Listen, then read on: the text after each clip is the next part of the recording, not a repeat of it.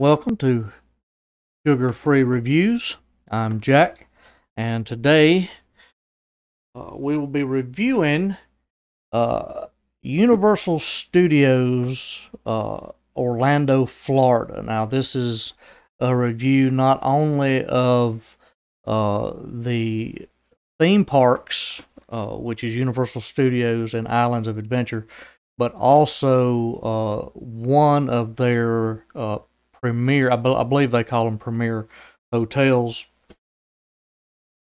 that is semi-affiliated with Universal Studios. um, this review is basically coming immediately after we took a trip. This trip was the Christmas present to our children for 2020.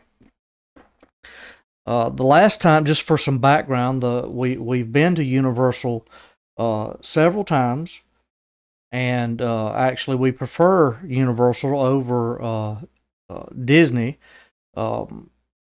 just because of some of the perks that you get by staying at one of these premier hotels at Universal Studios. And also the fact that Disney has, in our opinion, completely ruined their Fast Pass or Express Pass, whatever they used to call it, system, to where it's basically non-existent and extremely aggravating. So until they changed that, we decided that we would not be going back. That's going on probably 5+ years now. So the last time we visited Universal was in 2017. So this was our first trip in 3 years. Now, of course, seeing that we're dealing with the COVID pandemic right now, we expected certain certain obstacles or whatever you want to call it. We expected there to be measures in place that were going to be different from our prior trips, and so we didn't go in just thinking that everything was going to be exactly the way that it always had in our prior visits. So we're going to jump right in with our arrival. Now, our day one, we actually we got there around lunchtime, about 12 o'clock roundabout, and check in at the Royal. Now this review is for the Royal Pacific Hotel at Universal Studios, but the Royal Pacific, the Hard Rock, and the Portofino Bay, we've stayed at each of those, and their policies are the same because they are all the same. They're under the same management basically.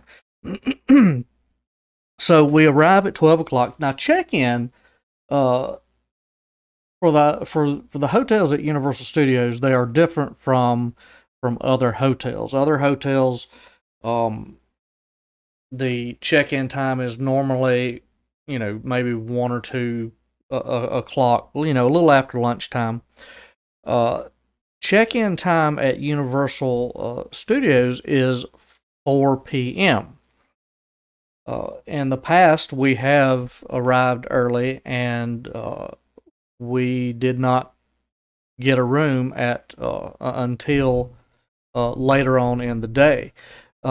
This time, however, to their credit, like I said, we arrived at 12 o'clock, and we were immediately given a room. So we took our luggage to the room, and we had a 4 day uh, two park to park tickets, and we decided that we would go ahead and go to the parks that immediately that day. So, as we checked in, we had some concerns. Um, we tried to do a little bit of research before we left, just to do some due diligence to see what kind of things were going to be in place, what what would we be encountering. So we spoke to the concierge and asked him and said, well, okay, so one of our concerns is we hear that the parks are reaching capacity very early in the day, and we were told that that wasn't an issue for us because those staying at the hotels were given priority, and that unless the park, which it doesn't make any, this statement doesn't make any sense, but this is what we were told. Unless the park reached a stage, I think it was 2 or 3. Basically, it's the point where they have to call the fire marshal in because they have way too many people in the park. I've never even heard of that happening, but when what we had found out was when they reached this level 1 capacity at the parks were being closed. So there was no way the park could reach these other levels anyway. So I don't know why that was even said, but we were told that as hotel guests, we would be given priority and allowed into the park, and there would be no issue. The other question that we had was concerning the Universal Studios mobile app. Now, when you get your vacation package, you're encouraged to get the app and told how wonderful this app is and how helpful and all. The app is it's helpful in some instances, in other instances, or no, I'm going to say in most instances, it is just an absolute nightmare to use, period. It's very poorly laid out. There's aspects of it that are just basically just missing. It's very difficult to navigate, and I sort of knew this ahead of time because my wife had actually looked into that aspect and had let me know, hey, the reviews about this app are absolutely terrible. There's hardly any good reviews about it at all. So what we asked and what we were concerned about was the ordering of food inside the parks.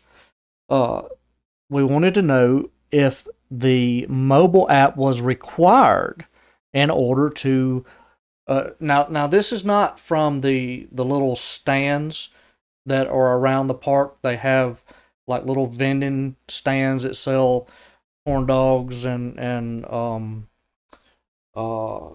can't remember the name of the thing, but pretzels and just small items like that, drinks and things.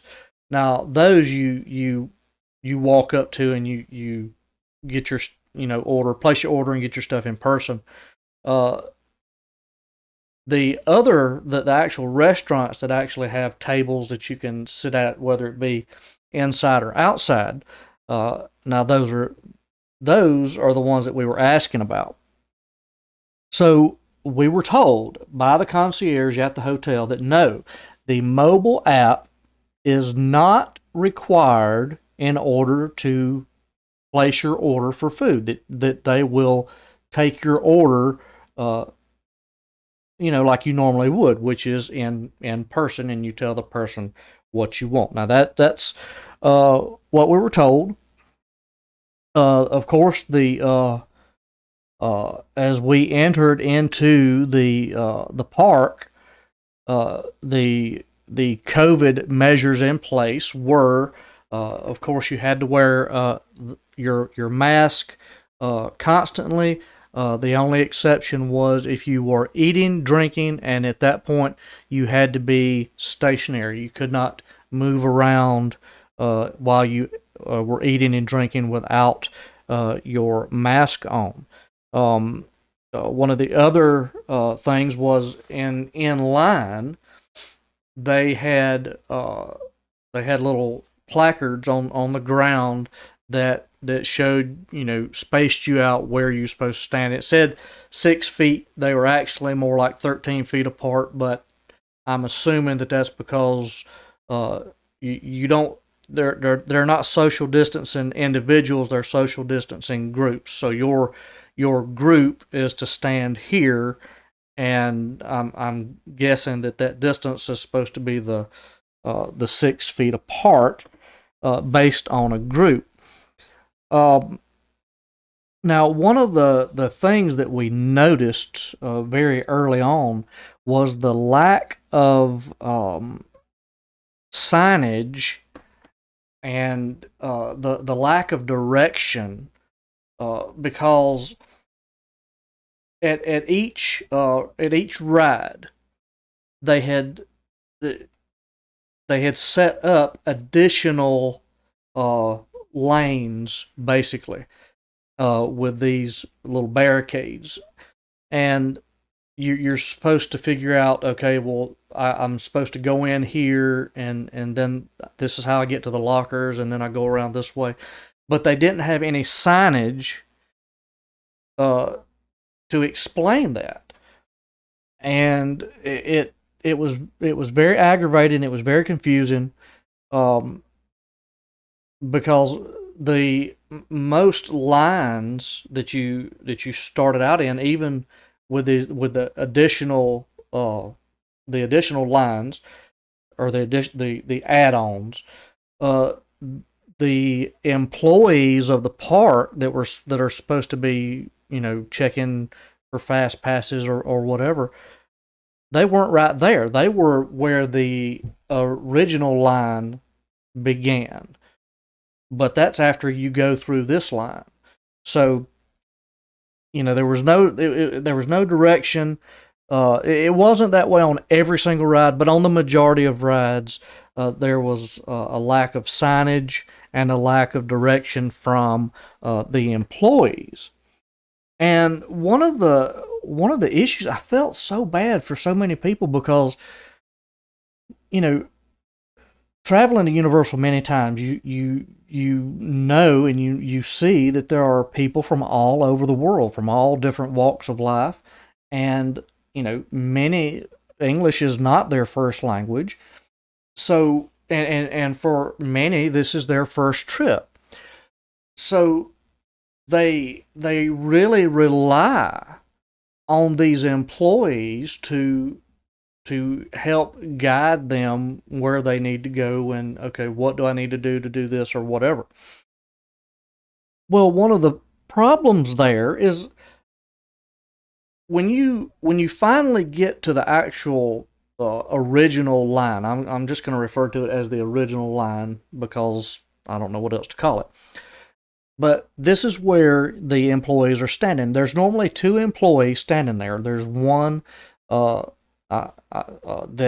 sort of checks if you have the express pass. They check that, and they let you by, and the other one, I guess, just assists.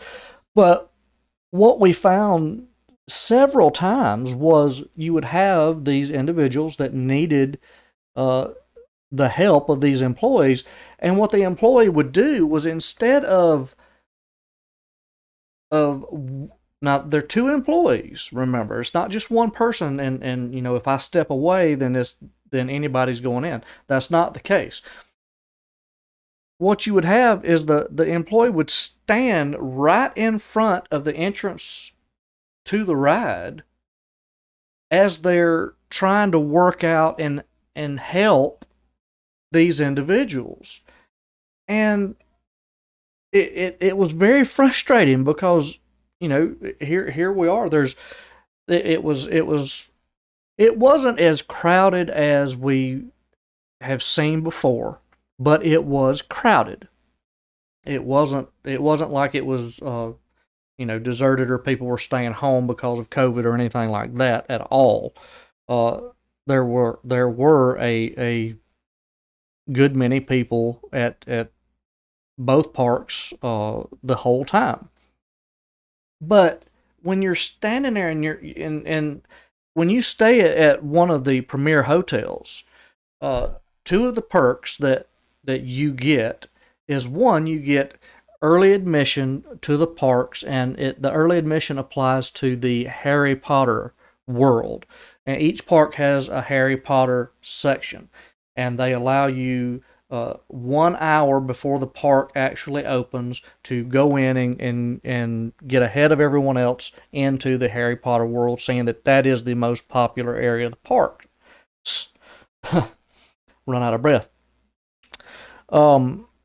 The other perk is staying at the one of the 3 premier hotels. Is your room key is your express pass. Now, in the past, the way this has worked is you walk up to the entrance to the ride, and there are 2 separate entrances. There's one here that is the general entrance, and then there's one here that has a sign at the top that says Express Pass, and the employee stands there, and you hold up either your Express Pass ticket or your room key, and you go into the ride. Now,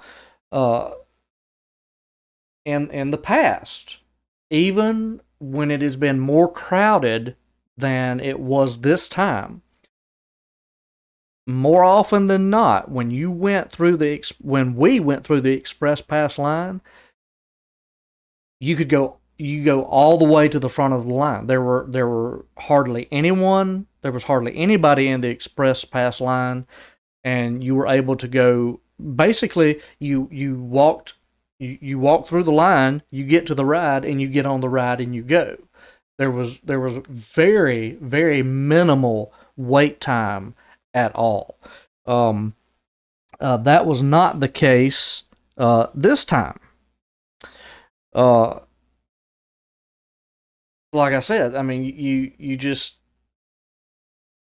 the lack of signage and direction from the employees was just awful, and then to be holding up the lines to where you can't even get onto the ride.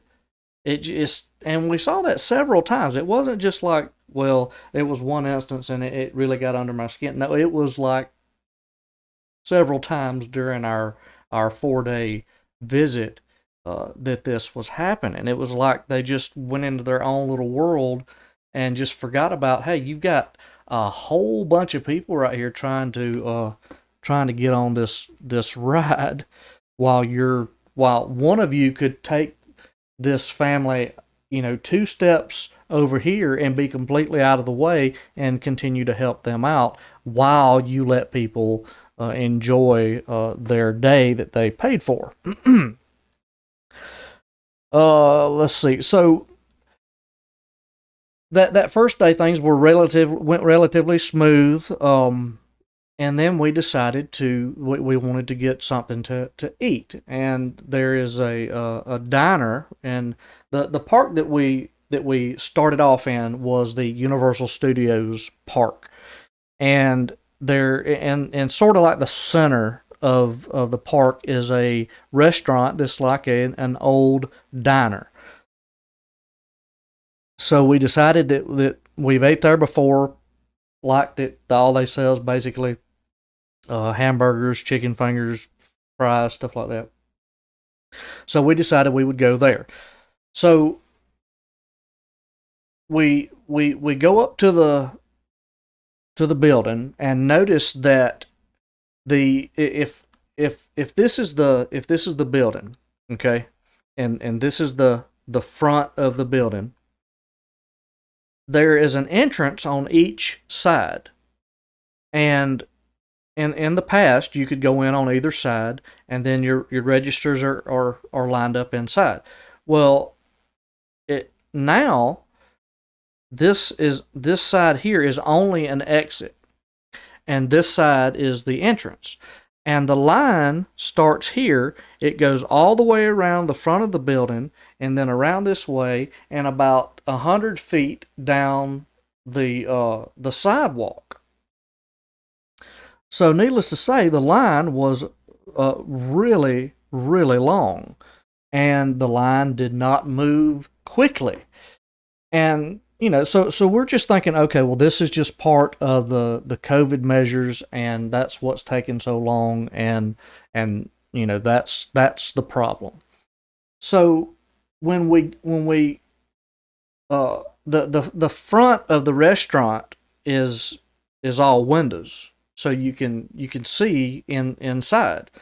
So when we get when we finally get from the sidewalk to the front of the restaurant, I'm looking in the windows and I'm like, okay, so I'm going to look in this window and I'm going to see very few employees because, this line is moving so slow. There's no way that they have a normal amount of employees in there preparing the food and taking the food around. So I look in the window and they are jam-packed with employees. You can see behind you have a row of cash registers that no one, there was a couple of people at them, but for the most part, no one was at them. And then you have basically where they prepare the food and put it on trays and everything. And there was no space for anyone. There were so many employees back there. And then those employees were taking the trays to the tables. So I'm not understanding, well, what in the world is taking so long? I mean, there's the menu is very limited. It's not like you have a this vast menu with a bunch of choices. So what they're preparing is kind of what everybody's going to get. So I was never able to figure out what in the world was taking so long. Never able to figure out. All right, so we continue on in the line. Like I said, it took forever. And about 5 feet before the entrance, the door to the restaurant, there is a sign, and the sign is advertising the Universal Studios mobile app, and that you can use it to order your food. And then at the bottom of it, it says it's easy. I'm like, okay, but the concierge at the hotel told us that we were not required to use the mobile app, so we just didn't. We stood in line and we were going to order at the register, the way that we normally did. And we finally step up, and then there's the greeter is standing there, and he says, welcome to the diner. Have you placed your order on the mobile app? And I said, no, we were just going to order at the cashier. And he's like, well, you have to place your order on the mobile app. And I said, well, we were told at our hotel that the mobile app was optional to as far as ordering our food at the restaurant, that it wasn't required. And he said, well, it's on the sign out there. And I said, no, sir, it's not on that sign out there. That sign out there it explains the app, and then it says it's easy. Nowhere does it say that is how you must order your food. There was nothing on there that said that. And then he said, it was so odd because he said, well, if you would like to pay with cash, we can definitely do that. And I was like, well, I mean, my wife and I are looking at each other like, what does that have to do with anything? We we didn't say anything about payment or how we wanted to pay. It was just out of the blue, and I was like, I don't. It's like, look, it doesn't have anything to do with cash. I'll pay with a card, but I want to order from a person. I want to talk with and deal with a person to get our food. So that interaction with the greeter began a basically between 5 and 10 minute long argument back and forth between the next employee, who apparently was the main director over getting the food to the tables. He wasn't the manager, because he kept referring to getting the manager and all this. But after 5 to 10 minutes, we were finally able to order from a person, and even that was an ordeal, because the the cashier acted like this was just the weirdest thing ever, to actually ring someone up at the cash register, almost like, well, this has never been done before. And like I said, there were several people, and it was very odd. It was just a very odd experience. It was a very aggravating experience, because you're told one thing, and then, like I said, as we were standing in line, I saw others that they went. There wasn't anyone standing at a register just waiting on someone to come up. But apparently there were people that needed to order from a cashier, and we witnessed that as we were standing in line. And I hope that they didn't have to go through the same amount of arguing and debate that we had to in order to order their food. But it was very frustrating. It was very aggravating to, it was such a simple thing to just have a person stand behind the cash register and take the order. But so anyway, so we finally get our food, and the other part of the diner experience was the shock of the bill.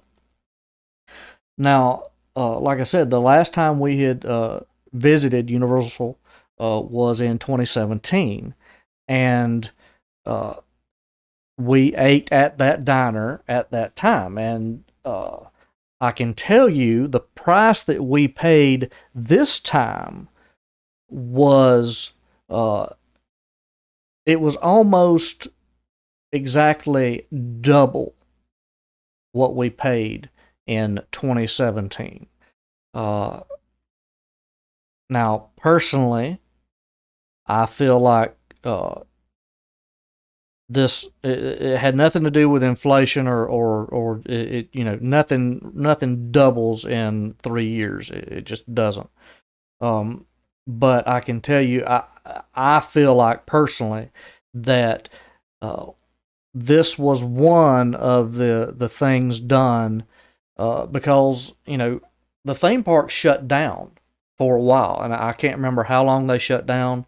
It may have been several months. I'm not 100% sure. I do know that they were shut down. I do know that Universal Studios opened their parks a month before Disney did. I feel like that this ridiculously high price jump, and like I said, we've been there before. I know what we paid before. We basically get the same meal every time we go. For it to double, to me, was a slap in the face, and them basically trying to recoup some lost revenue from that shutdown time.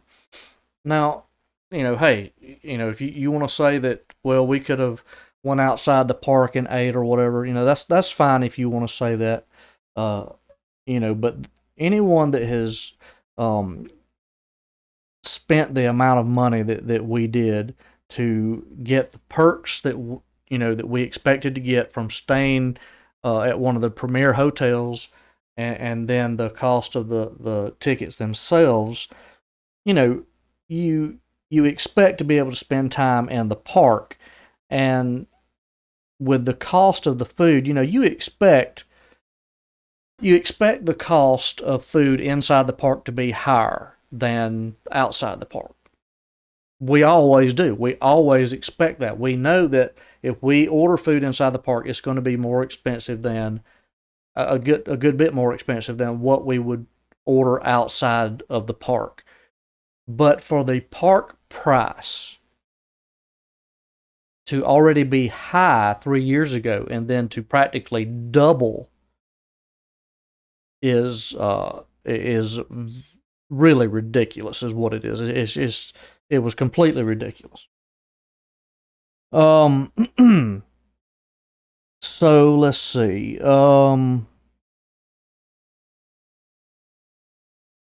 As we left, when we finished eating, as we left the restaurant, there was a poor family that was standing in line. They were almost at the end of the line as we walked by, and they got my attention and said, excuse me, do you have to use the mobile app to order food?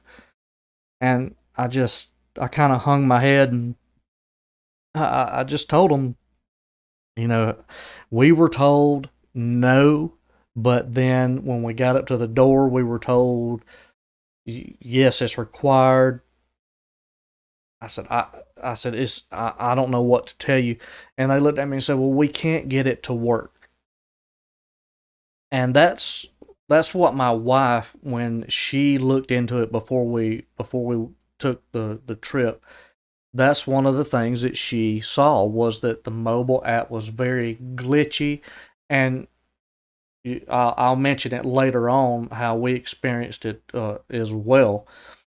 But it was just, it's I understand that ordering through the mobile app is sort of forced, or not forced, but it's pushed because of the COVID-19. Okay, I understand that. But you've got to make sure, especially with a theme park that brings in the type of money that these theme parks bring in, you got to make sure that your app works. It can't be a half-hearted, barely working app that, well, it's hit or miss, basically. I mean, you can't do that.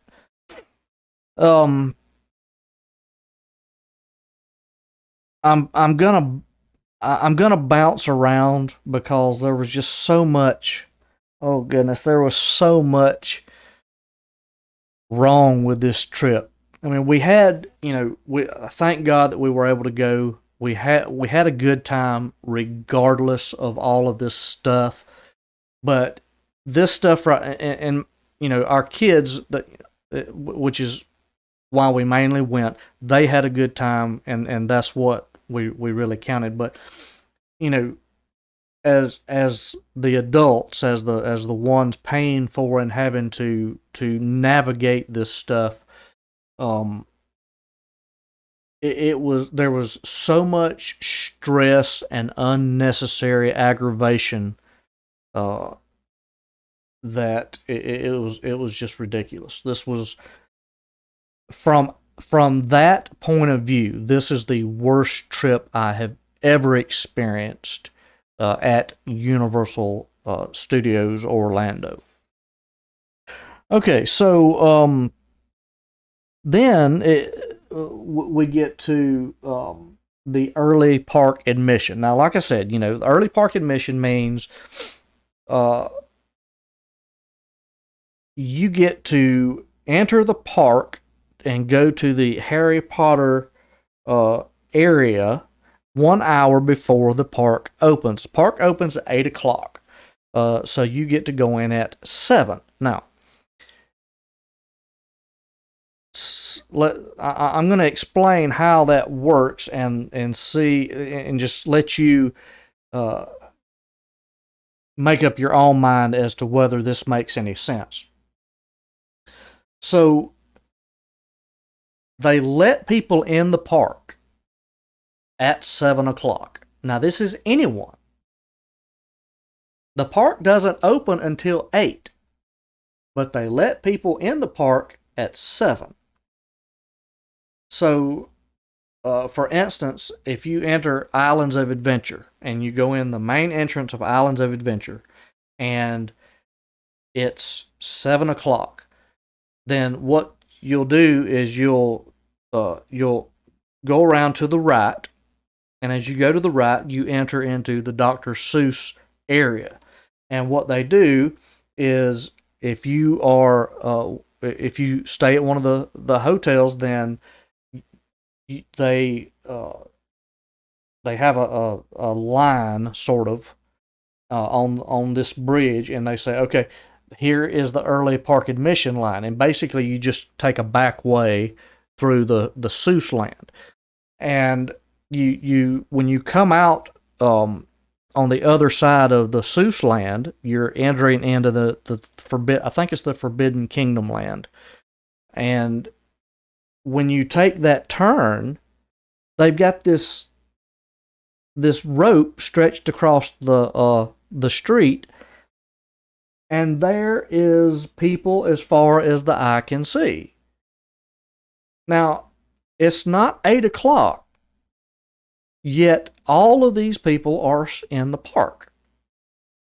So, whatever, but and you're getting to go ahead, as for the early admission, to go to the Harry Potter world, which is just on the other side of I think it's the Forbidden Kingdom area.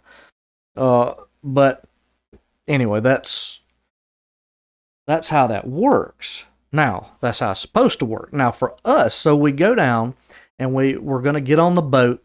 Now that they have the water taxi that takes you from your hotel.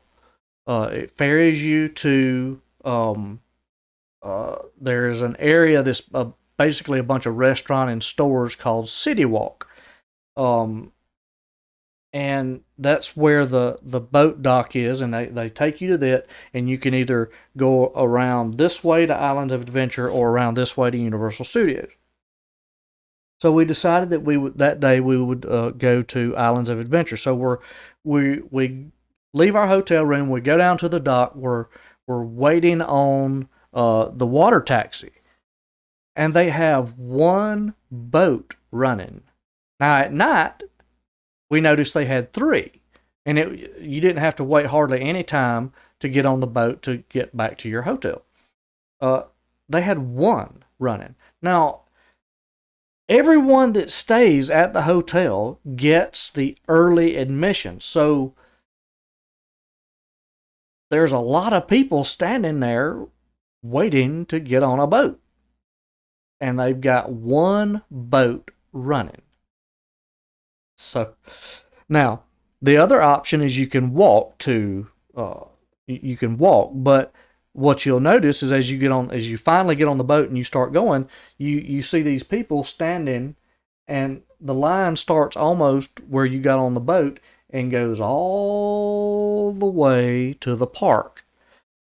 And that's because they're checking they've I don't know how they haven't done this to my knowledge, but the past few years, where they've started X-ray scanning your bags and metal detecting. You got to walk through a metal detector. I mean, I understand that they're trying to be safe and all, but come on. I mean, I wish I had it in my pocket, but I don't. I had a comb. It's just a little comb, and it folds up. And I literally I'd put it in my wife's bag, I literally had to go in and take it out and show them it is a comb and not a knife, even though you can clearly see the teeth on the comb. But that's neither here nor there. So you've got one boat running. So you finally get to the dock, and you get off the boat, and as we go up the walkway and we start to turn to go to Islands of Adventure, we notice there's a lot of people. And there's a lot of people standing. And they're standing because they're in line. Now, this line is probably, if it's not a quarter-mile long, it would surprise me. I would be willing to say it's over a quarter-mile long, but whatever. Now, we have early park admission. Remember, we were told that, hotel guests get priority. So we're thinking, okay, so this is the general admission lines for those that are not staying at a hotel and don't have early admission. So we go up to the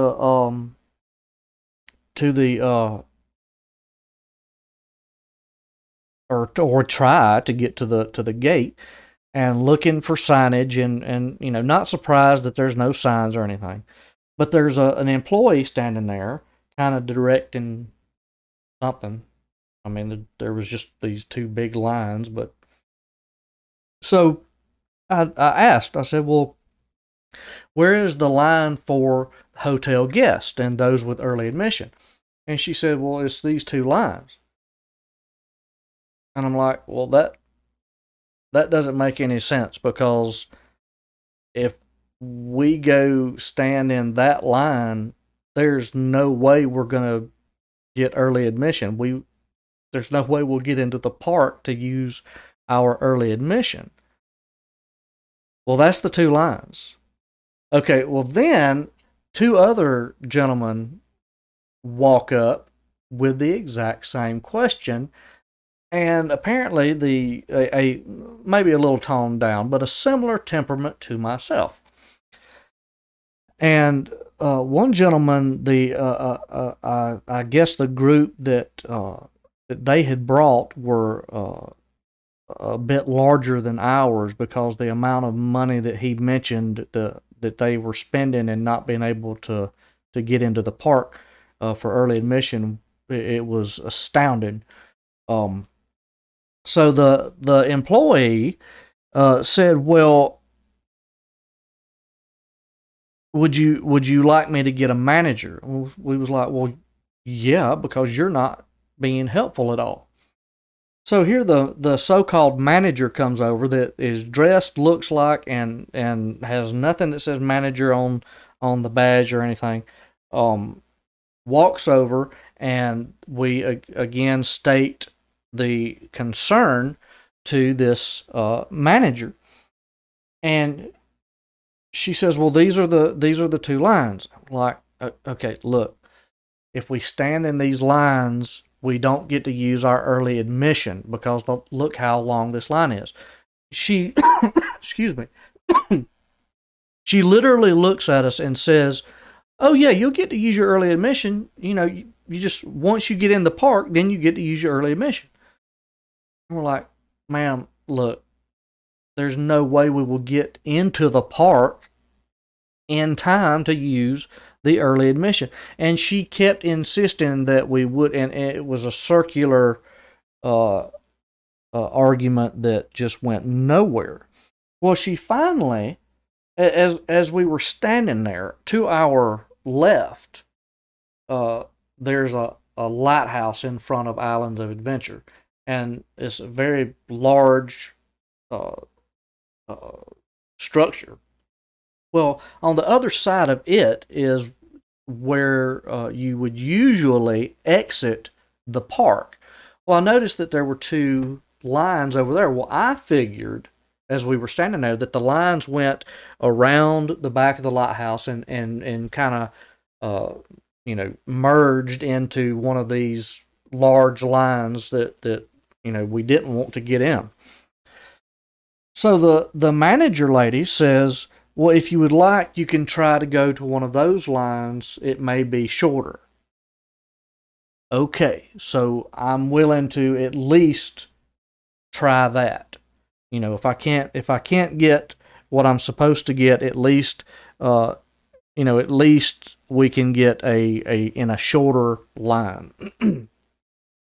So we go back a little bit and we go to head that way, and then we're stopped by another employee who looks at us and says, the two lines over here are at capacity, and so you have to get in one of these two regular lines. And I said, ma'am, your manager down there just sent us over here to go to these two lines. Well, they're at capacity, and you can't. Okay, so then again, there starts the back and forth argument until finally another employee walks up and says to let us go. We go, and to our further aggravation, found that the two lines that were at capacity, neither one was over about 25 foot long. The line was extremely short, both lines. There were hardly anyone in them, but they were at capacity.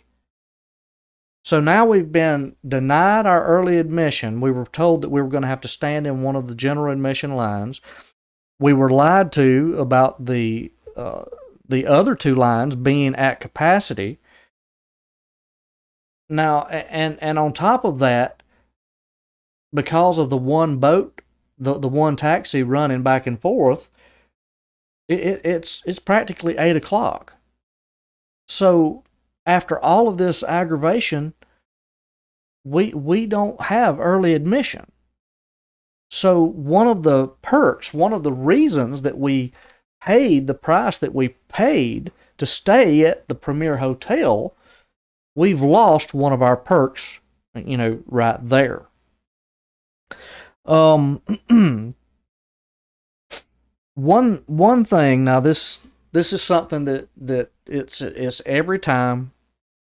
I know that it's going to happen every time, but it's still aggravating, and I'm going to put it out there because this is a review. One thing that you will get charged for that is different from the majority of hotels that I've stayed at, it is so they have valet parking and they have self-parking. They both park you in the same parking area. I've never used the valet parking. I've always used the self-parking. But even the self-parking is right at $30 a day. So for your entire stay, you're paying $30 a day just to park in the hotel parking lot. This is not the parking lot of the parks. I understand, you go to Six Flags. Okay, well, they charge you X amount for, I don't know how they do it now, whether it's by car or people in the car or whatever. But you get charged because it's their parking lot and you're sitting in it. I understand that. This is the hotel parking lot that you're staying at, and they're charging you an additional $30 a night to park in their parking lot. Now, again, here nor there, I always know that I'm going to have to pay that. So it's just something that's part of this review. I wish they didn't do it. I feel like a lot of this stuff is just taking advantage, and it is, but, I understand that I'm going to be charged that, and I accept it. I don't like it, which is why it's going to be in this review, but it is what it is. So one of the things we noticed, now this has to do with the Express Pass. Now I explained how the Express Pass would normally work. So with many of the lines, like I said, they had created an additional lines for the ride. So where normally, you would walk up and here's the line start. Well, now you have a line that goes way down the sidewalk and back, and where they put barricades. Well, here's the problem with that. First thing is, like I said, the way that the original lines are set up is you have two entrances. And they're side by side. You have the general entrance, and then you have the express pass entrance. The express pass is one of the perks of staying at the Premier Hotel. Now you can purchase the express pass now. It's in our opinion insanely expensive, but you can purchase it now and you don't have to stay at the hotel. But staying at the hotel with the expensive prices that they charge, you are getting that perk. So you expect to be able to use it. Well, here's the problem. The line that they have set up additionally to handle the amount of people. Now, you have to take into consideration that because of the COVID spacing, the little placards that they have, because of that spacing, the line is going to be longer. Not necessarily more people, but it's going to be longer. Now, here's the problem. So let's say that you start right here in that extra line, and it goes all the way down the sidewalk and then all the way back. And we're talking about, goodness, 150, 200 feet line. So you go all the way down the sidewalk and then all the way back. We have an express pass. This is not an express line. This is a general line. We don't get to the express line until you go all the way, until the line winds all the way back up the sidewalk. And then you finally reach the area for the express pass. Now, while you're standing in line and you're looking at the, way down there at the express pass entrance, what you're seeing is a whole lot of nothing. Because most of these people don't have the express pass. But yet you're having to wait in this general line to get all the way to the express pass so that you can actually finally use the perk that you are paying for. So basically, in that situation, your express pass has just been nullified because you are still waiting in a ridiculous line because you can't get to the express line because of how they set it up. Now, whether that was on purpose or whatever, I don't know. Now, this part is, I don't know whether it's on purpose, but it is how it went. So as we're waiting in line on these rides, and I'm watching the amount of people that so basically both the express line and the regular line open into the same area. It's not like you have a different area. You still open in the same area. So I'm watching to see what the ratio is of express pass people who have paid a premium to be able to not have to stand in line as long, or not near as long, seeing what the ratio is of those people versus the general line getting on the rides. And what I'm seeing is, like I said before, in the past where we've been able to basically, by the time you enter the express entrance and get to the ride, if you stand in line at all, it's not long before you're getting onto the ride and you're riding. That was not the case because they would let a few express pass people through, and then general. Now remember, this has nothing to do with COVID. The length of the reason the lines were so ridiculously long had less to do with how many people and more to do with the spacing that they had laid out. So the line was longer because of the spacing. So, there were several times where, one of the things you can do with the Universal app is you can see if a ride, that they'll say that and this is something we didn't know, but said that this ride has reached capacity. In other words, they're closing the line down. No one else is being allowed to get in line because there's so many people in line. Well, actually, that's not true. What it is because of the spacing, the line appears longer. It's not because there's that many people. It's just because of the spacing out. So now we got to get these general people through. But wait a minute, I paid for an express pass.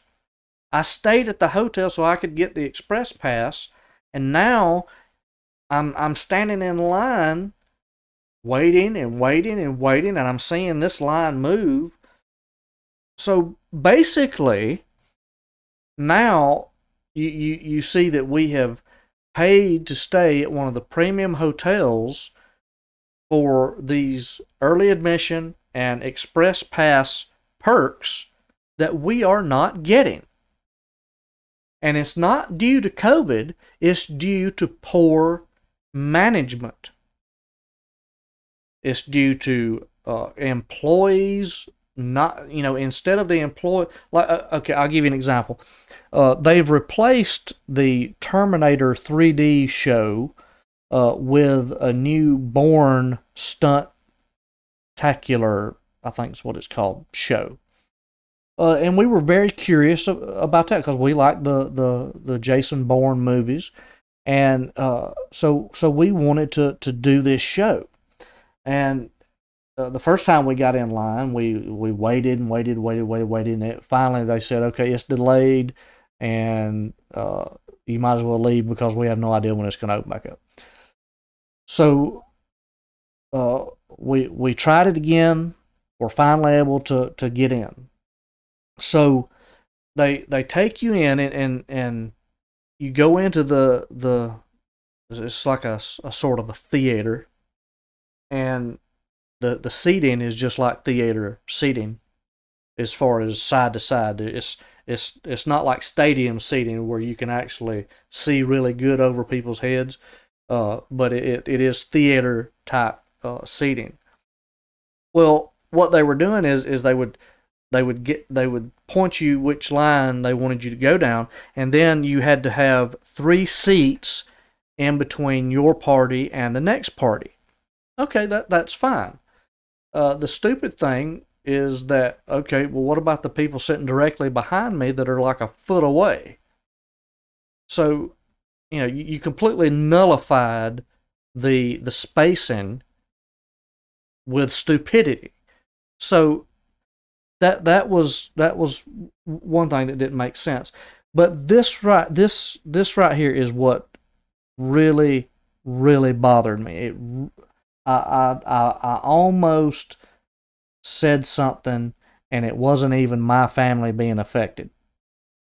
So in front of us, kind of one seat was directly in front of me. The other 2 were to my left. Now this is the row in front of us. Was a family of 3 that sat down, and they sat down. But here's the problem. Directly in front of 2 of their seats was a handicap section. And in that handicap section was an older lady in a mobile wheelchair. Well, this mobile wheelchair was very tall. I mean, it was very tall. So the little girl, now she was, I say little girl, she was probably in her early teens. She looked about the age of my kids. She was sitting right behind it, and she was like, and she looked at her parents. She's like, "Why, you can't see anything?" Okay, now there's 3 seats in between them and the next party. So the girl got in the seat. Now there's 2 seats in between them and the next party. Employee comes down the aisle and says there has to be 3 seats in between you and the next party. And they tried to point out, well, that this lady's wheelchair is, I mean, you can't see around it. There's no way to see around it. The employee says, I'm sorry, there has to be 3 seats in between each party. Now, it aggravates me thinking about it. But instead of trying to be helpful, now see, this is what helpful would have been. That employee stood in front of them, directly to her left. Now the lights were on. The show had not even got close to starting.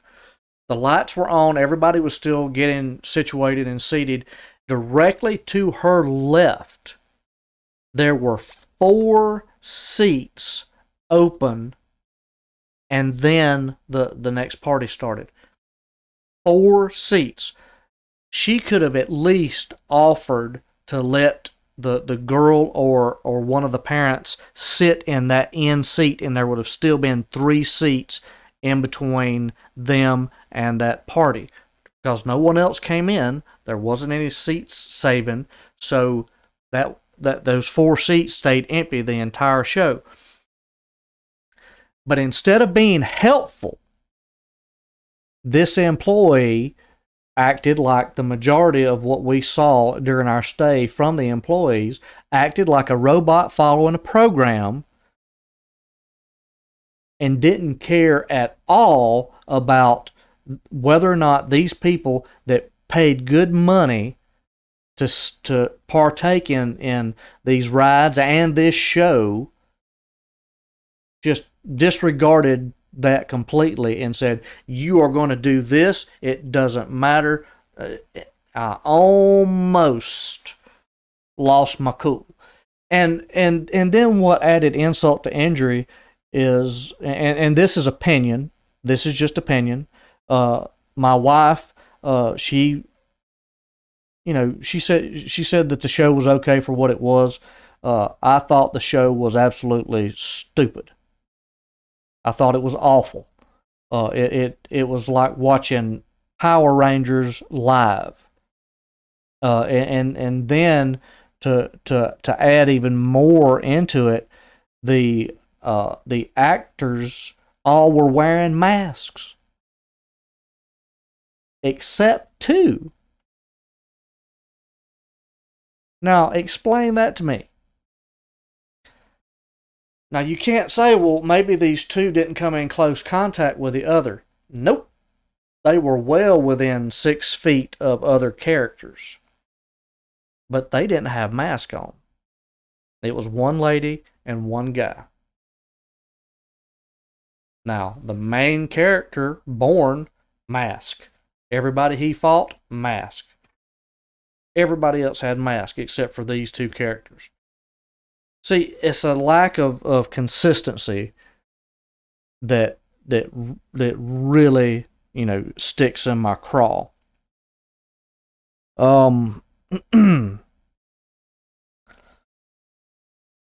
Let's see. Okay, so one of the things that we do when we go to Universal is we like to get to the park early, stay a while, and then around lunchtime, grab a bite to eat and go back to our hotel and rest for an hour or 2, take a nap or whatever, and then go back out. And that rest period allows us to basically stay longer because, I mean, the park opens at 8, it closes at 10. If you try to stay that whole time just straight through, you're going to wear yourself out. So that little respite in between kind of gives you that extra oomph to go the rest of the time. And we were actually, we were actually able to stay at the parks longer than we have in the past because of that amount of time that we took. Well, our kids like one of the restaurants at Islands of Adventure, and I think it's called the Cafe 4. And I think all they sell is pizza. It's just just pizza. So what we've done in the past is we went and we've got a whole pizza and we've took the pizza back to the hotel and ate and then and rested there at the hotel. So that's what we were going to do. So we noticed, okay, we got to order using the mobile app. Okay, so my wife walks in to ask because, again, we don't want to eat there. We want to take it with us. So, like we have before. So, she went in to ask. Well, apparently that was an ordeal because she is apparently asking for something to go was like speaking Pig Latin. And this is not a language thing. This is just a why can't you understand what I'm saying thing. It's like because you've said something that's outside of the employee's program, they don't understand what you're saying. It really seemed like that in many of these cases. Okay, so they told her, well, you have to go sit at a table, and that's how you will order. Okay, so I had sat down at a table, and she come out and told me, okay, they did say you had to use the app. So, all right, so that's what we're going to do. Use the app, ordered, and she said, well, I'm going to go in and make sure they understand that we're going to take this with us, and don't just bring it out on a tray. Okay, so she goes in, and again, it's a very simple request. She says, look, I just want to make sure that we're going to get this pizza to go and that it's going to be in the box. And she said that they were like, to go. Yeah, it's going to be to go. No.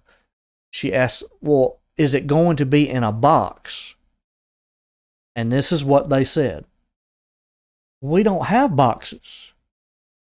This is a pizza place that you can order a full pizza from, and that we've done every other time that we went to Universal, and now they don't have pizza boxes. And this was the solution that they were going to offer. Now, if you've ever seen one of the pieces of pizza, these are big pizzas, and a piece of pizza is about that long. I mean, it's long, and the plate they give you is about that big. So the pizza's going to hang off the edges of the plate, even if you stay at the restaurant. Well, this was the solution they give.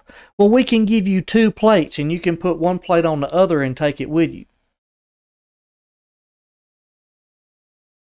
Wow. So I'm going to be walking through the park, getting on the water taxi, walking through my hotel with my pizza flopping out of both sides of these 2 plates because you don't have a box. Now, so the question that I'm asking myself when my wife comes out and tells me that she cancels the order is, why would they not have a box? Why would they not have a box?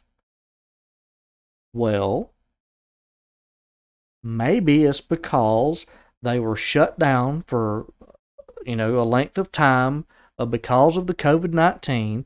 They need to get some money back, and they're going to basically hog-tie you in the park and say, you either eat here or you're going to have to eat out here. Now, what do I mean by that? We also found out when we checked in, we were told by the concierge that if the system was going to send you a text, and this is how you will not get your room will not be cleaned every day, and if you need towels or anything like that, you text that, and they will bring that and leave that outside the door for you. So you didn't get your room cleaned every day, which is whatever. I didn't have a problem with that, but one of the texts that they sent me said, "Well, would you like to see the menu?" Well, I didn't pay no attention to it. So, now that we can't take our pizza back to our room like we normally would, we're going to go with plan B, which is order room service like we've done before. So I open the text and I say, "Okay, can you please send me the menu now?" And they send me the link, and I click on it. And the link opens up the restaurants that are at CityWalk, because the hotel is not offering food room service. So the menu is not for the hotel, it's for all the restaurants outside the hotel, outside, across from the parks at Universal CityWalk. So now we haven't been able to take our pizza. Now we've got to figure out, okay, well, now what do we do? So we looked at the pizza out at CityWalk. Well, the only thing at CityWalk was a place that had personal pizzas, and each personal pizza was $14. And we just weren't willing to do that. So on the way back, I found a pizza place that would deliver to the hotel, and we got a big pizza and some breadsticks and some chicken fingers, and had it delivered, and it was the least expensive meal the entire time we were there, and it was really good. And had nothing to do with Universal, oddly. But I don't understand that. Why would you, at what point do you get so greedy that you just don't care if you tick people off and they don't come back? Because the gentleman when we were going in that was aggravated because of all the money he had spent, he had already said, "Well, you just lost my business from now on." I mean, that's a lot of the amount he threw out was a lot of money. It's a lot of money, and they just acted like it wasn't nothing, like they didn't care. So then one day we were going to, there was a donut store at CityWalk. I think it's called Voodoo Doughnuts. And we were going to order some donuts from them, right? And you can use the mobile app, and the mobile app was pretty good as far as the ordering, because it gave you the individual donut, it gave you the price, and you could put how many you wanted. And so we all figured out what we wanted, we put it in, and then it's the little button said place order, but above it is the text above the button said when you are 10 minutes away from the store, press the place your order, and by the time you get there, your order will be ready, and we will send you a notification that your order has been filled. So we decided to do that. So the kids wanted to get some, go by one of the candy stores in the park before we before we left to go to the Voodoo place. And so while they were doing that, I was thinking, okay, well, it'll take, it'll take maybe 5 minutes to walk over to CityWalk. So while they were in the middle of getting their candy and all, I went ahead and put and placed the order. So by the time we got to CityWalk, it had been 10 minutes, solid 10 minutes. And we walked over and we saw that, okay, well, here's the entrance to the Voodoo Donut place. And then on the outside had a little, like a kiosk with a person standing there. And they had like a, I don't know if it was a heater or a cooler or whatever, where they were bringing the orders from inside to them and they would keep it there. And that's where you would pick up your order, because you pay from the app as well. So we go over. Still haven't received a notification that the order was ready.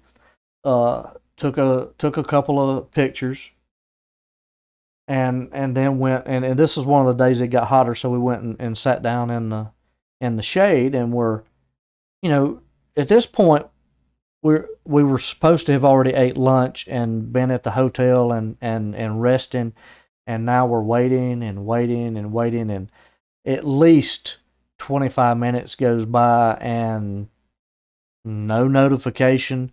We see the lady bringing out boxes, still no notification. So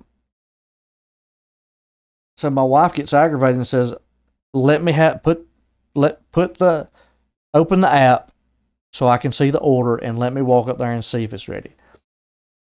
So me and the kids sit there and we watch, and she walks up and she's talking to the lady, and the lady goes over and she opens up this side and she looks around and she closes it, and she opens up this side and she looks for a second, and then I see her prop the door open, and then she lifts something out and sets it and closes the door, and I'm thinking, our donuts have been ready for there's no telling how long, because it had been a while since since anybody had brought some out to the kiosk, and we're sitting there like, you've got to be kidding me. Now, here's the clincher. As my wife comes back and hands me back my phone, I get an email from Universal saying that they've received our order for the donuts. Not that it's ready, that they'd received our order. Now, this had nothing to do with the app. This was an email. The app never changed from preparing your order. As a matter of fact, after we picked it up, it still never changed from preparing your order. So, again, I mean, what in the world?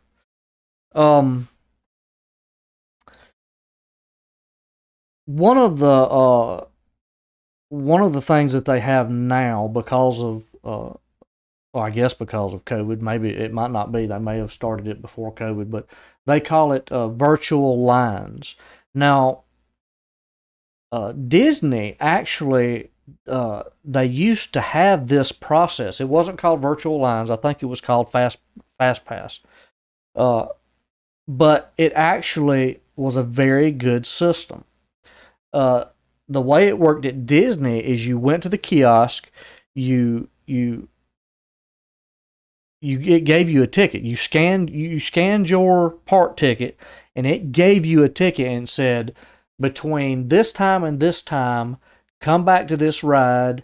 You get to go down this Fast Pass line, and you'll get on the ride, fairly quick. So you don't have to just stand there waiting in line. And it worked very well. There was no limit. You couldn't just sit there and get ticket after ticket after ticket. I think you had to wait an hour between getting tickets. But it worked very well. And then they stopped that, and that's when we, after we tried it one more time, we stopped going to Disney. But Universal now has what they call the virtual line, and it basically is the same thing as the old Disney Fast Pass, except that with Universal, it's on the mobile app. Now, this would be good, except for here's the problem, or one of the problems. They don't tell you when they're going to populate the app with times.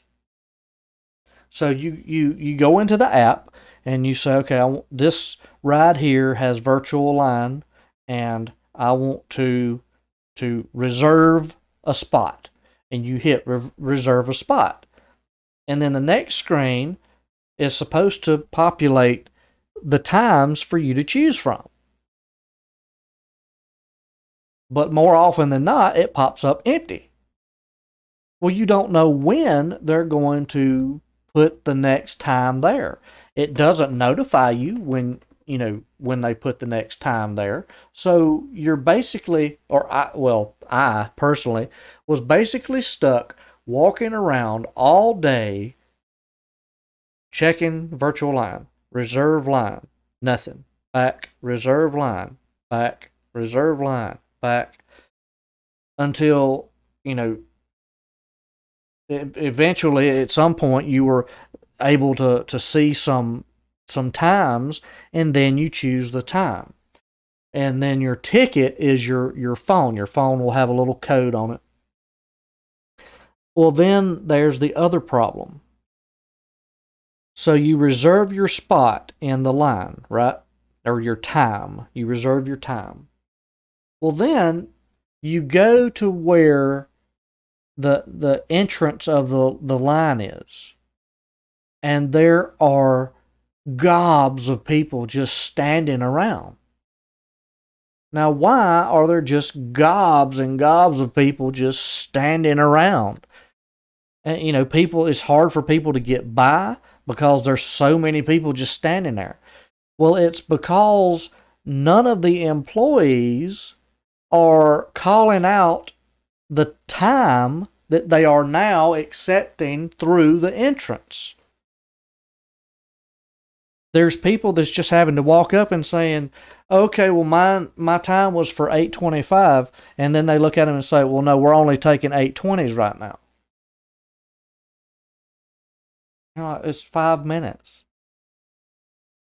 So you got all these people that have no idea at what point they can be let in, because there's no sign that explains the virtual line. There's no employees with a loudspeaker or anything that is explaining, okay, now we are accepting this time and earlier. It happened one time. The last day we were there, it happened one time. We had reserved a spot, and we walked up, and we were going to. It was ours was for 8:25, and it was 8:20. So we were going to go ahead and get in the line. And as we got in the line, we heard an employee announce, "We're now taking 8:20 and earlier only. If you get up here," and this is almost verbatim what was said, "if you get up here and you have anything later than 8:20, then you're going to be turned away." And it's like, well, okay. I mean, you ain't got to be nasty about it, but people were getting aggravated. I mean, it was very ridiculous. There was no set line. There was literally one employee who was having to tell people if they didn't calm down, they would be ejected from the park, because at the time that they had, they were going to just rush into the line.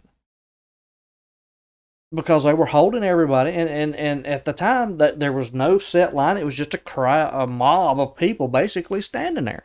It was insane. This has nothing to do with COVID and everything to do with poor, well, bad management on Universal's part. They opened a month before Disney and they still didn't get this straightened out by the time we were there. It was insane. It was awful. Then you had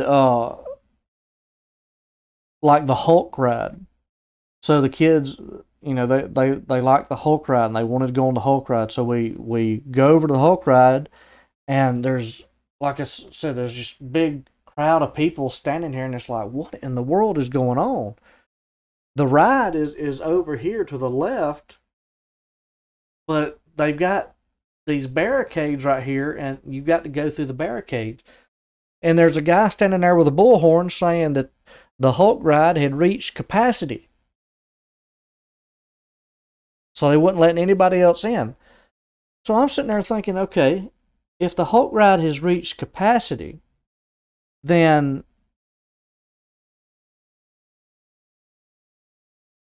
shouldn't, as the capacity goes down, shouldn't the first people that get the opportunity to get on the ride be those with the express pass? Nope. Again, express pass was nothing, meant nothing.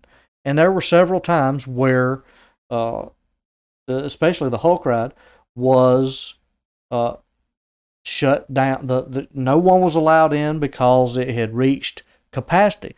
Now, this is not capacity based on the amount of people. This is capacity based on the length of the line because of the spacing. But,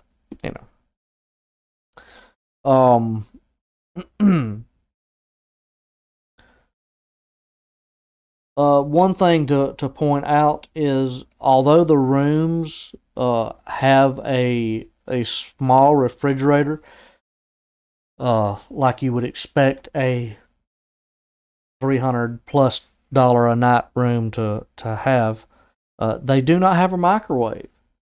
But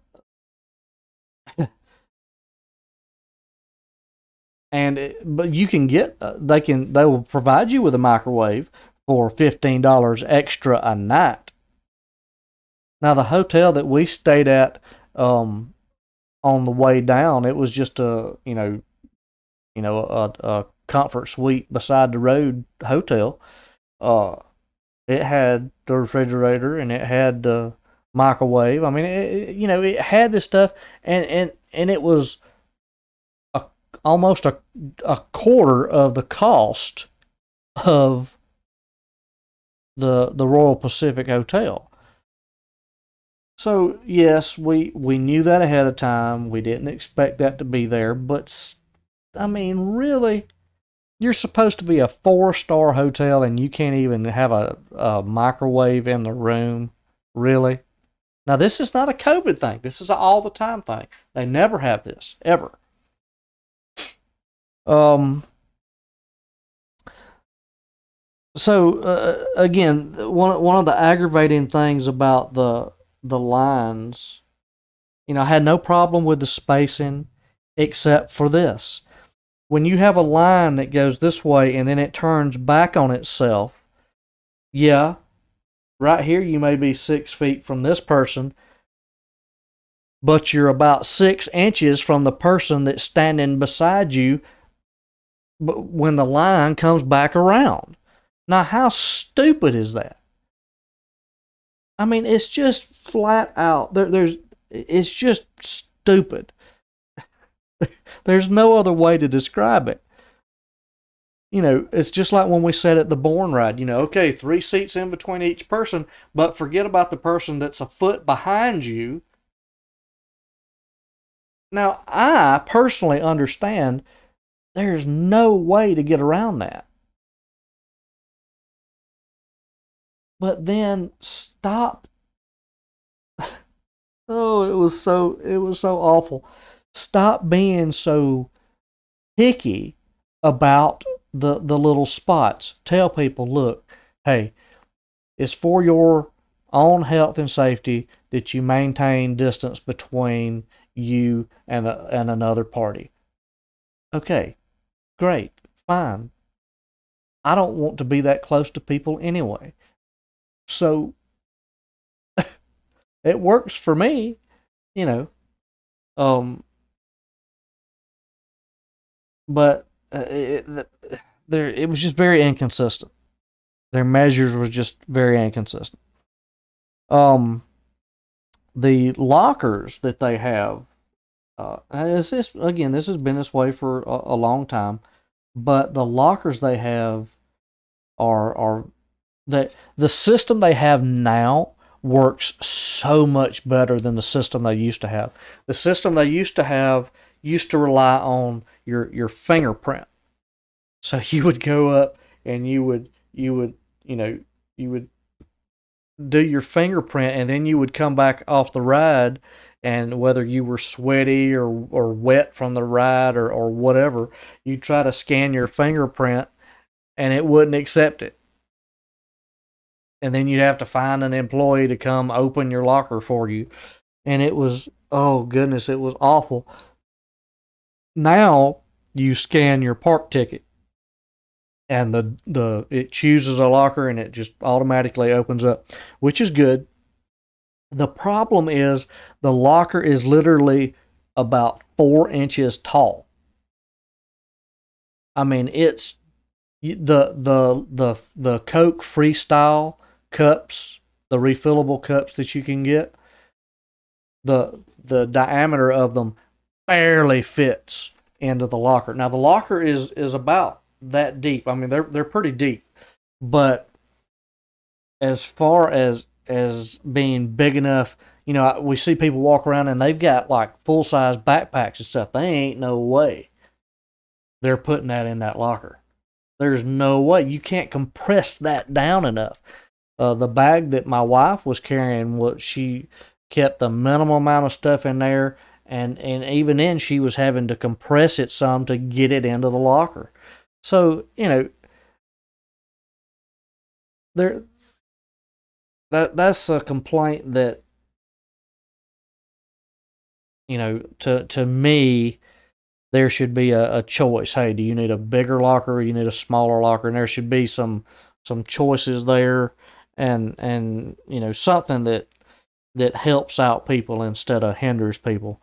But it is what it is.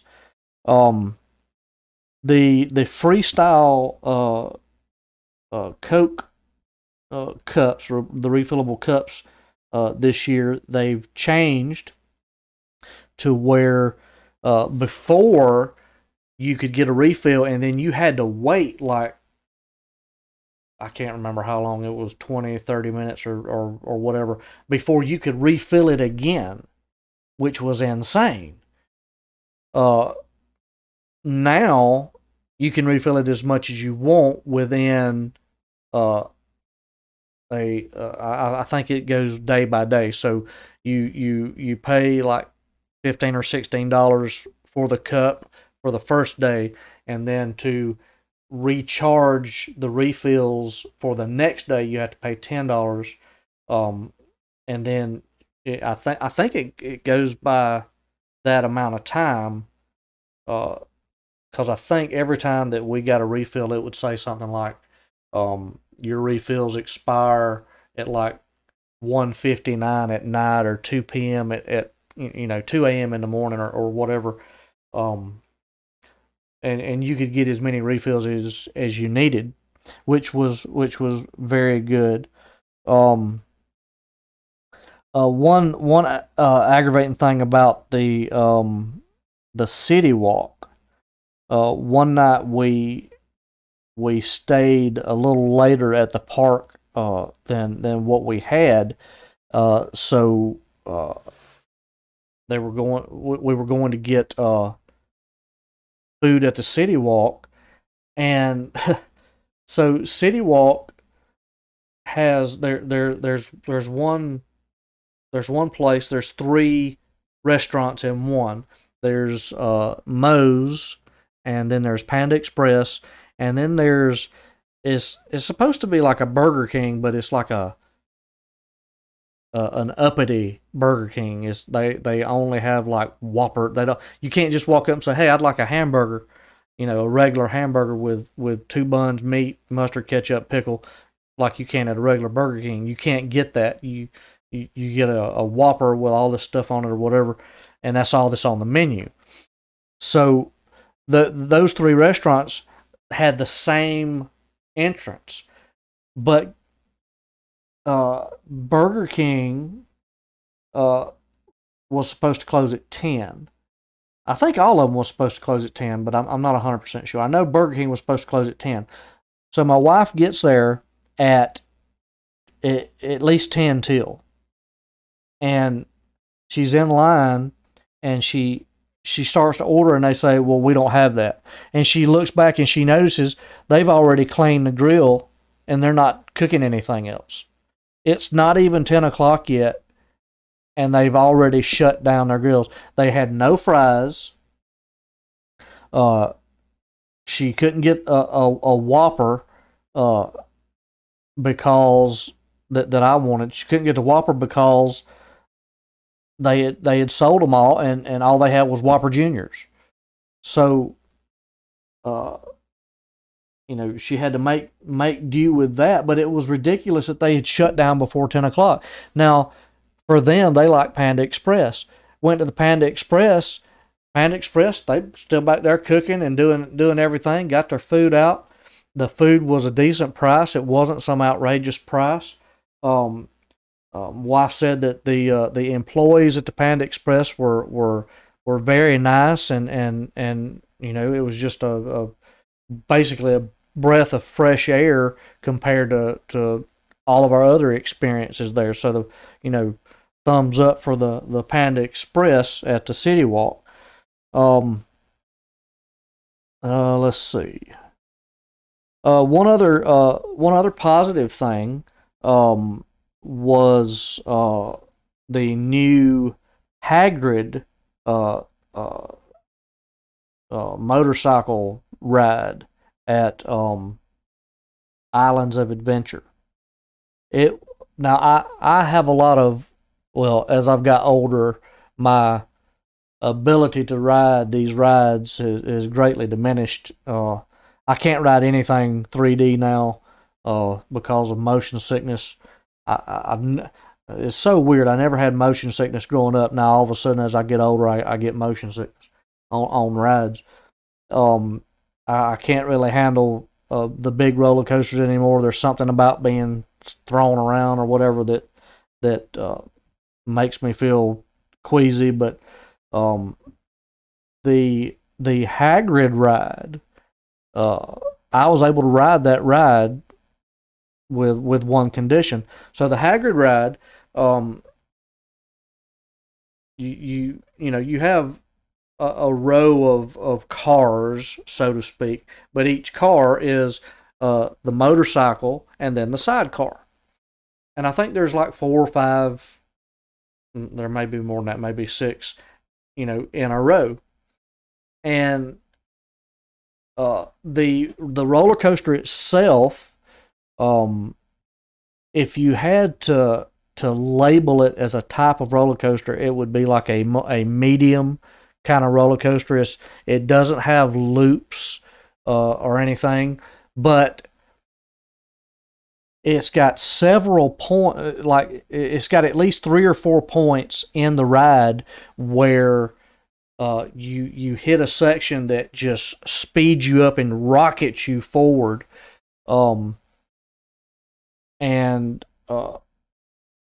There's twists and turns, and then there's moments where you slow down, and then there's animatronics and scenery and whatnot. But as far as my motion sickness, as long as I was on the motorcycle and I was able to look ahead and lean into the turns and all that, I was perfectly fine, with the exception of at one point it does go backwards for a very short amount of time. But other than that, the ride it's fairly long. It's not slow by any means. It's not slow, but it's a fairly long ride. It's not like you get on it like a big coaster and you're on it for 30 seconds and you're done. I mean, it lasts a minute. I mean, it's a good ride. The line for it when it's not broke down, the line moves fairly well. I mean, rarely ever do you stand in one place for more than a couple of minutes, and then you start moving forward. But they have several cars going at the same time, and when you get on the car, you never stop. It's not a boy. The car pulls up, and then people get on it, and then it goes out. Never does that. The car is constantly moving, and they've got a little conveyor that you walk out on, and it moves along with the car, and you get on while everything is moving. So that's one reason that the line, it keeps going. But we all really, really enjoyed that particular ride. My kids like the rides that they really enjoyed the most this time, and they're in their early teens. We like the Men in Black just because it's a family thing. It's something I can do a couple of times in a row without getting too messed up. It's you shoot the aliens and all, and you compete with each other, and then you try to get the high score, and then we all work together, and you at the end of it tells you whether or not you were good enough to become a Man in Black, or if you didn't make it. And I think there wasn't but like one time that we didn't get the Men in Black uniform. So that they liked that ride. They liked the Gringotts ride. I rode it once and realized that I can't do that no more. They like the Mummy, like the Mummy ride. They really like the I think I want to say Red Rocket, but I know it's Rocket something. And all of those are in Universal Studios. They like that ride. That's a really I've rode that rocket a couple times, and it's an intense ride. It's a big roller coaster, and it's the thing that really bothers me about that particular coaster is you can choose what music you want to listen to as you ride the ride, but it's so loud that it just I can't handle it anymore. And then there's the Hogwarts train that goes back and forth from park to park, and as you ride that train, it takes you through a little movie scenery type thing, and it's different depending on which park you're going to and from.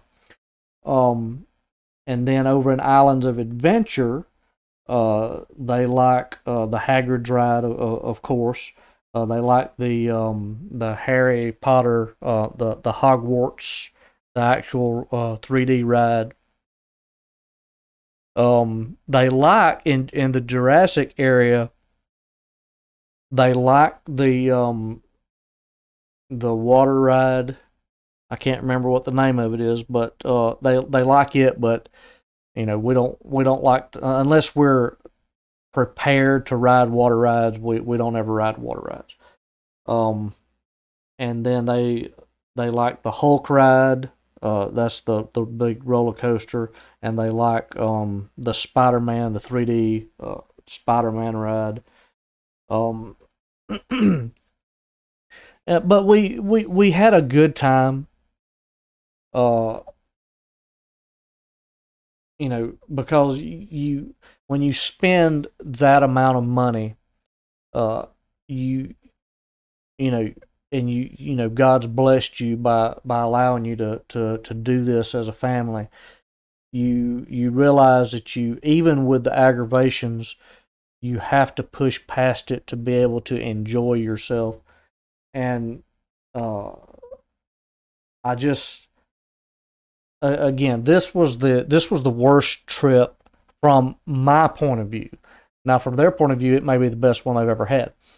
But from my point of view, this was the worst trip as far as dealing with, the policies and the decisions made by Universal Studios.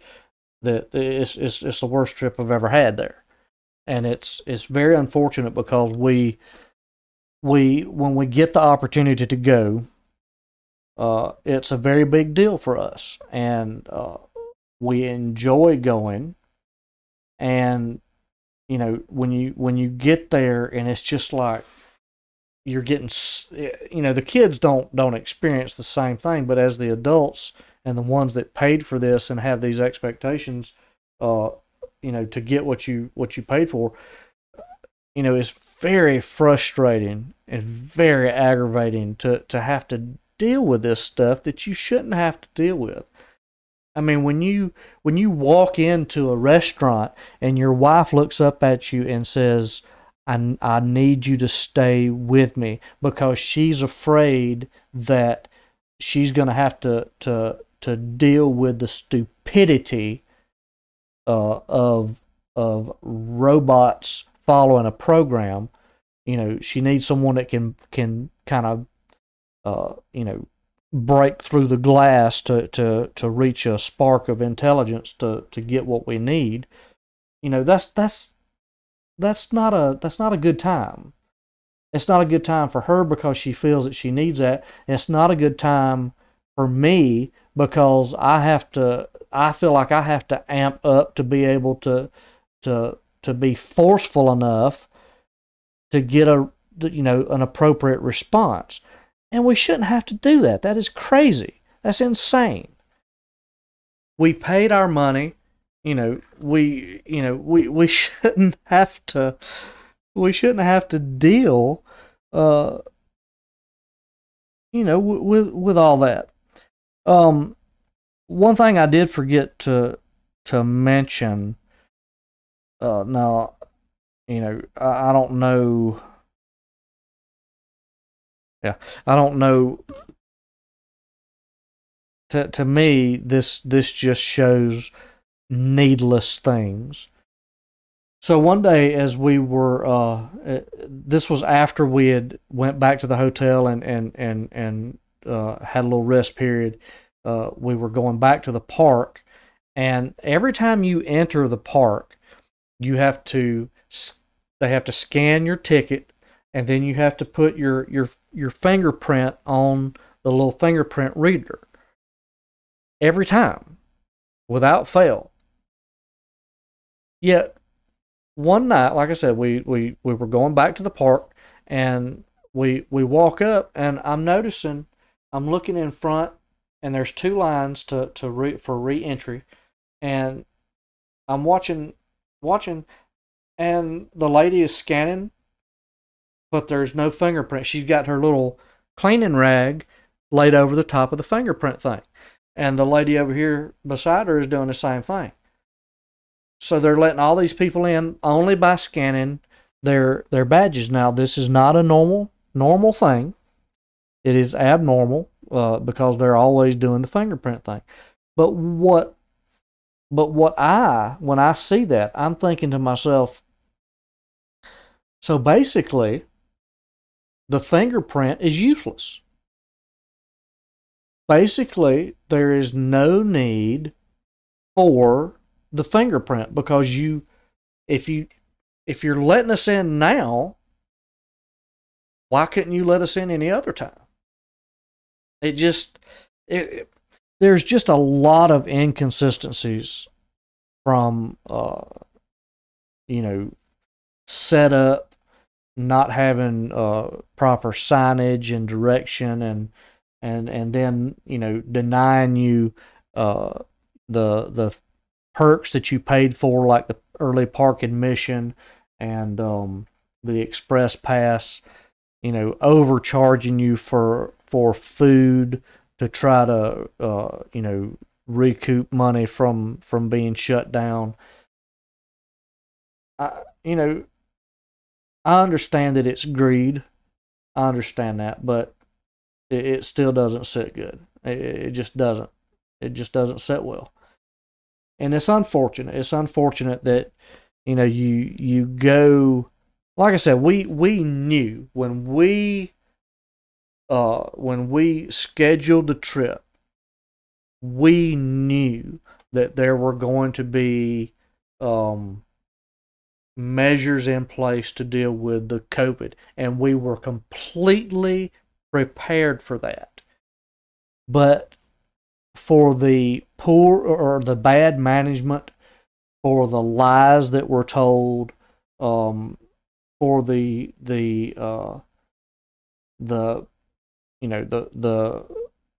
price gouging, the setting things up to where you're basically being railroaded into paying more because you feel like, well, what am I going to do? I mean, to be perfectly honest, our last night, our daughter, she gets migraines sometimes, and she got she had a headache, and it just got worse and worse and worse. And I hate to say that it's because that we didn't want to spend another $100 just for some bits of food. And we had decided that we were going that we would eat just as soon as we got out of the park. And she didn't get her headache until near the end. But the thing is we all, and I had got a headache, and we all should have ate earlier than what we did. But even the kids, I mean, our children, and I forgot to mention this, when we were at one day at Islands of Adventure, we bought corn dogs at it was just as you left the Jurassic Park area and came into the there's like an area that's set up for old newspaper comic strips, Popeye and things like that. And there was a little shack as you come in that had corn dogs and stuff. So we was gonna get a corn dog. Well, it was like $12-13 or whatever, but it came with a decent sized bag of chips. So we decided, okay, we'll do that. Well, then at Universal Studios, we decided one day, okay, well we'll just get corn dogs. So we're going around, we're looking for corn dogs. So we go through the Simpsons area, and I happened to notice over here that this one little shack had corn dogs back there. And I told my wife, I said, okay, here's a place we can go right here. So we get in line, we get up there, and my wife says, okay, we'd like to get 4 corn dogs. The employee looks us in the eye and says, just so you know, they're $11.48 a piece. Okay, well, I'm thinking, oh, well, okay, well, that's a better deal than Islands of Adventure because it's going to come with a bag of chips. So I leaned over and I said, well, it comes with a bag of chips, right? And he looked at us and said, no, that's just the corn dog and nothing else. $11.48 for a foot-long corn dog that we paid a couple dollars more and got a bag of chips at Islands of Adventure. So we walked on down, and we went to where some other vending places were, and I saw one with corn dogs, so we walked up to it, and my wife got in line and asked the lady, said, "Well, how much are your corn dogs?" And she said, "Well, they're $11.25." And she said, "Well, do they come with chips or anything?" He says, "No, it's just a corn dog." Well, at this point, we're all starving, but even our kids were like, maybe we can do something else or get something else, or because we try to raise our kids to to not just throw away money and all, and they saw exactly what we saw. That, I mean, that's crazy. That amount of money is for a corn dog is crazy. But we were hungry and we needed to eat before headaches and all set in. So we got 4 corn dogs for $11.25 a piece. But to me, it's very telling when an employee finds it necessary to look at you and say, "I just want you to know beforehand, so that you're not surprised, that this is crazy." And I appreciate him for it. I'm sure his bosses won't, but I appreciate him for it, for at least being honest enough and upfront enough to tell us. I imagine he's saying it because he's had so many people order it, and then he rings them up and they say, you can keep it. But, so, like I said, that's basically it in a nutshell. I mean, this has been a long review, but, I wanted to be thorough. And I just felt like in this situation, when you spend the amount of money it takes to do this, you should get what you pay for. I believe in getting what you pay for, and with this trip, I do not believe that we got what we paid for. And no, as a matter of fact, we did not get what we paid for. We paid a premium to stay at this hotel in order to get these perks, and we did not get them. And it was wrong. And I'm not going to say we'll never go back to Universal, but I guarantee you that we'll think long and hard before going there again, and we'll probably we may even let Disney have another chance at having our money instead of Universal. And I hate to say that because like I said, I've went to Universal way more than I have Disney because of those perks. It's because it's literally those perks that have always brought us back to Universal Studios in Orlando, Florida. And apparently now they've taken that reason away. And it's got nothing to do with the COVID measures that are in place. That it's got nothing to do with well, it may have a tiny bit to do, but it's a minuscule amount to do with all the negatives in this review. The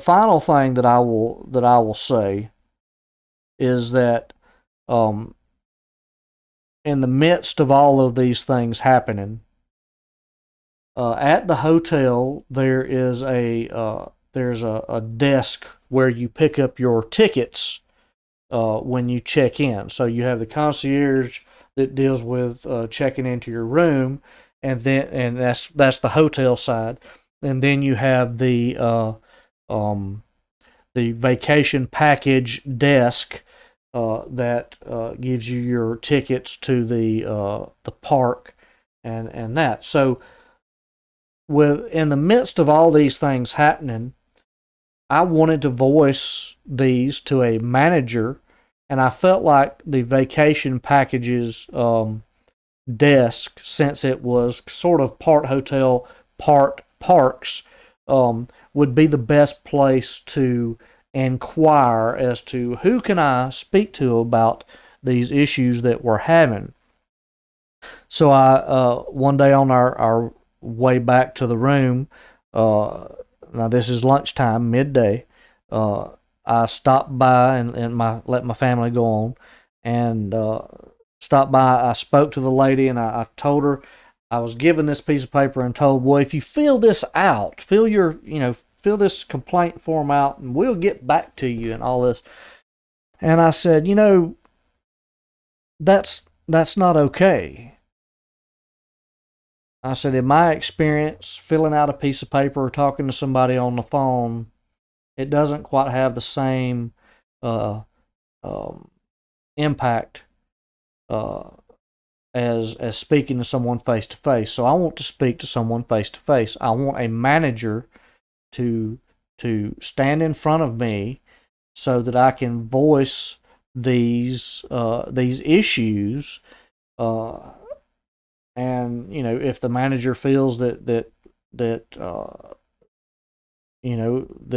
what I have to say is valid, then steps can be taken from there. But I want to speak to someone face to face. So she gets on the phone and she's talking to people, and she's assuring me that she's going to make sure that somebody talks to me. And she's like, well, y'all don't leave for another 2 days or something like that. And I'm like, well, I want to talk to somebody today, because I don't, we want early park admission tomorrow, and you're not giving it to me. So I want to talk to somebody today.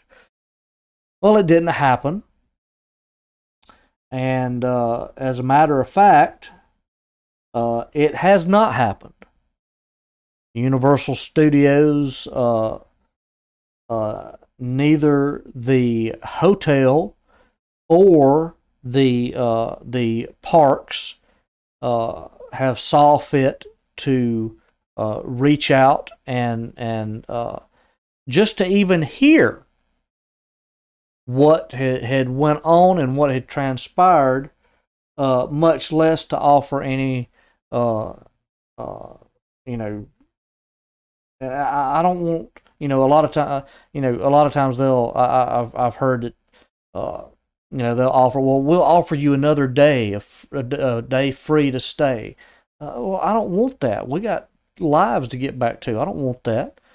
Why don't you refund me the part of my money that I didn't get? So, but anyway, like I said, they never reached out, never left a message, never made any attempt to get with me. I left my name and everything to contact me. Nothing, because I guess they just don't care. But I hope that through this review, now I have not, the name of this site is, or the name of this channel is Sugar-Free Reviews. I don't candy coat anything. If you are offering a service or a product and it is subpar, then guess what? It's going to be reviewed as subpar. If you're going to offer exceptional service, then guess what? You're going to get an exceptional review. This experience at Universal Studios, the price that was paid and the experience that was had does not line up at all. It was subpar. And so you get a subpar review. That's the way it is. That's, if if, like I tell my children, if you don't like being called out, then don't do things to get called out. Universal Studios, we have had many trips, and everything was fine. Everything was okay. You know, rarely an issue. So the capability and the expectation is there. Uh, and I made sure, I made doubly sure that as all of these things happened, that this COVID wasn't the driving force behind it. You know, when you say, okay, well, we got to have a longer line because of the COVID spacing. Okay. I don't have a problem with that whatsoever. None. Zero. I encourage that. That's great. If that's the measures you want to take, that's awesome. But you've got to use some common sense, and I know that that's a cuss word now, common sense, but um, you know, when you set up the line, you can't disregard people with an express pass that paid premiums for express pass. So what was done has nothing to do with COVID. It has everything to do with bad management, and that is the root of the experiences that we had. So I'm this review is to help those that may be thinking of attending Universal Studios. Some of these, maybe once this pandemic thing is blown over and they eliminate some of these extra lines and stuff like that, maybe some of this stuff will dissipate. But I think that we've just reached a point to where taking care of the customer doesn't even rate on the list of things to do for many businesses now. And I think that that's very apparent, at least with this trip with Universal Studios Orlando, Florida. I hope that they get better. But as of right now, um, you know, if I had to rate Universal Studios on a 5-star scale, I would give you 1 star. And that the only reason you get 1 star is because you existed, and my family and I were able to make the best of it in spite of all of your efforts to the contrary. And that is the only reason that you get the 1 star. And it's not a as I said, I don't do that. I don't give that kind of rating lightly, especially in this situation, because we've had such good memories at Universal Studios, and for things to be the way they were this time, it was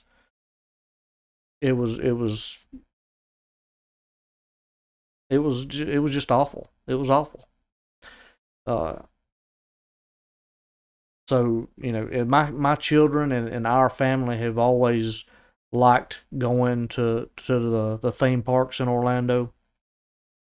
But we also realize when when things reach a point where we feel like we're being taken advantage of, that we can do something else. We did that with Disney. We haven't been back to Disney for like 5 to 7 years. So if we have to do the same with Universal, that's fine. We'll find somewhere else to go. So, Universal, you got 1 star. It's your fault. Hope this helps Hope this helps others with a decision to take a trip to Universal Studios, Orlando, Florida.